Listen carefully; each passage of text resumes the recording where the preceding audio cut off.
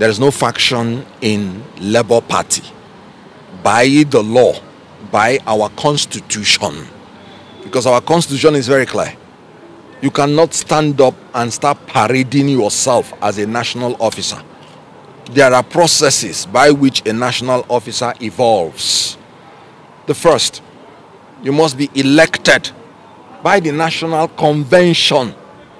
And I'm talking about Article 13, 1BIV. You can check it in the Labour Constitution. And then, even if there is a sudden vacancy in the party, it is still the National Executive Council that will replace the vacancy. And I'm talking about Article 13, 2BXVI. You can check it in the Labour Constitution. So somebody cannot just walk from anywhere and start telling you he's the national chairman of the Labour Party. And then you start ascribing that it's the faction. You are free to say anything. So please, we just have the legitimate party officers that are meeting in the National Party House. Now, these are the different leanings of Labour Party. You have the TUC, you have the NLC, then you have the National Working Committee, then you have the National Convention. Please, the people you call faction, which of this leaning is backing them up? You know, when they came in here to break into this office, and what they did was illegal. They said there was a purported ex parte order. Excuse me, and I talk as a lawyer. If a judge or a court gives an order, you as a human being do not have the right to enforce it. You cannot take the laws into your hands. Everybody is expected to obey the order of a court. If the people that are concerned do not obey the order, you go back to court for court to enforce their order. If you go and break in yourself, taking the laws into your hand, you are a criminal that has committed a criminal offense. Breaking into people's property is a criminal offense. So they criminally broke into this office. And that was why NLC called them rodents. And I agree. And they brought insecticide to fumigate this national office and threw them out. Now, since they were thrown out, did you see them here? Because they know what they did was illegal. They used thugs. They used the people, their paymasters, because they are now a department of another ruling party that is sponsoring them. As they said in this press conference, all they are looking out for is money. That is why I call them politicians of convenience and politicians of fortune. Here in Labour Party, we are politicians of conviction and politicians of fortitude. The whole idea of what they are doing is they are being paid so that they will distract us from chasing tenaciously our presidential mandate that was stolen from us. They are just a distraction to make sure that we do not focus on reclaiming our presidential mandate. And we are not going to succumb to that cheap blackmail. So they are, like I said, the NLC say they are rodents. I call them political clowns. My principles say it is a display of rascality. And so we cannot succumb to those blackmail. Please, stop referring to them as faction. Because I will ask you, on what authority? None of them was elected by the National Convention. None of them was elected by NEC to replace any vacancy. These are the only reason. And before you remove the national chairman, you have to get 2/3 of the National Convention, not even NEC. And some group of people are purporting that they have removed the national chairman. Okay, the so-called interim order, which I will come to, did he give any of them the right to assume the leadership of Labour Party? And the court is not supposed to interfere in the internal affairs of any political party.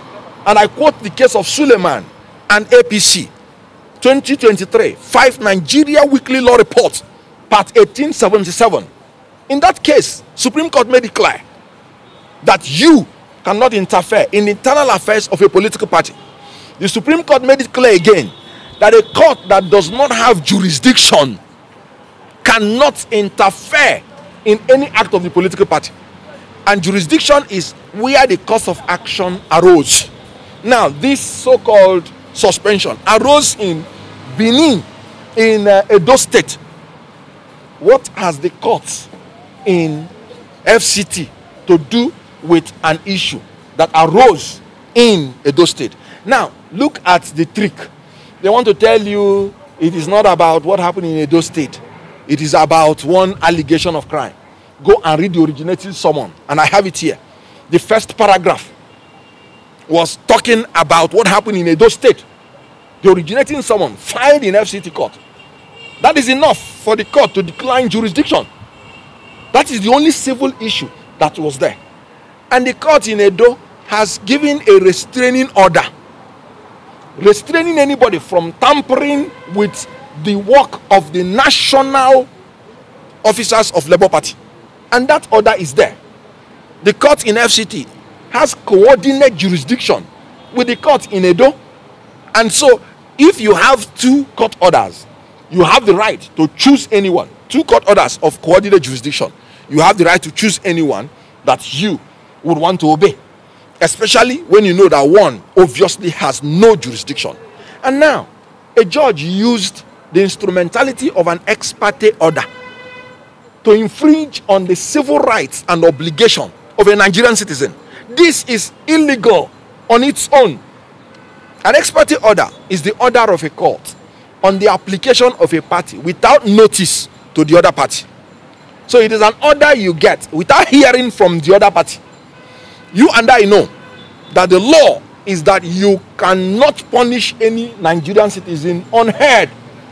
It's against fair hearing. Section 36 makes it a fundamental human right that every Nigerian citizen is entitled to be heard before his civil rights and obligation is tampered with. Section 36, subsection 1. Then section 36, subsection 5 made it clear. When a Nigerian is charged with a criminal offense, he is presumed innocent until he is proved guilty. But look at a court using an ex parte order to condemn a Nigerian, to punish a Nigerian when you have not even heard from him. That is legal blasphemy.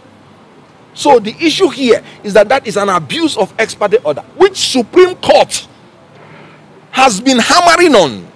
If you want to use ex parte order, you use it sparingly to defend an applicant from an injury of a great nature, from an irreparable damage that will happen to him before you hear the other party.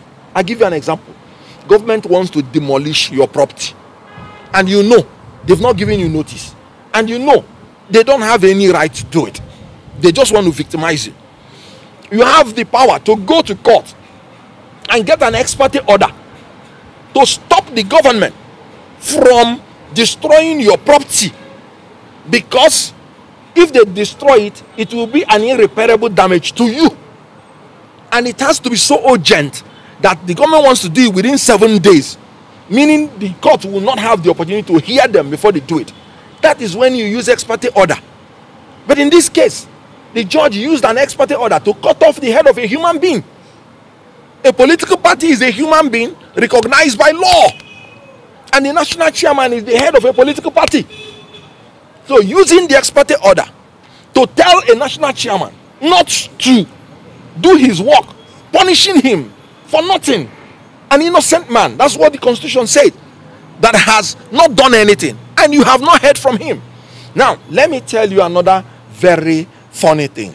The police purported reports, which they are parading, which they annexed. The police itself says is a gossip, and nobody should use it. A gossip is a casual report about people, detailing information about them which have not been confirmed to be true. So the police itself say in the police report, and I'm talking about paragraph 5 of it, he said, please, this is for information only. Nobody should use this report. The police even say they will not be held liable if anybody uses this report. So what police cannot confirm is true because they've not heard the other party. A court relied on it without hearing the other party to punish the party. Is that not ridiculous? So what's the bottom line of the situation based on the question you asked? Good. The bottom line is that there is no faction. You were in this particular meeting that is held. You saw the chairmen and secretaries of all the states. The quorum of any meeting in Labour Party is 1/3. So if you look at the composition of the membership of NEC, and I am talking about Article 13, 2B, 2A, you will see the composition of NEC. You must form a quorum.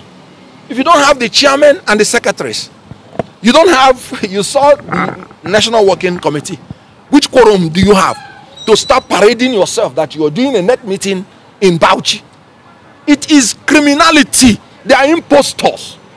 They are not members of this party. They've been expelled by the legitimate authority, NEC, the ones that were there before. So on what basis are they doing that so-called NEC in Bauchi? Like I said, you saw the people here physically. The chairman of chairmen talked. So on what basis? So please, that is a show of impunity, criminality, illegality, corruption, and they are doing it to satisfy their paymasters, just to distract us. Thank you very much.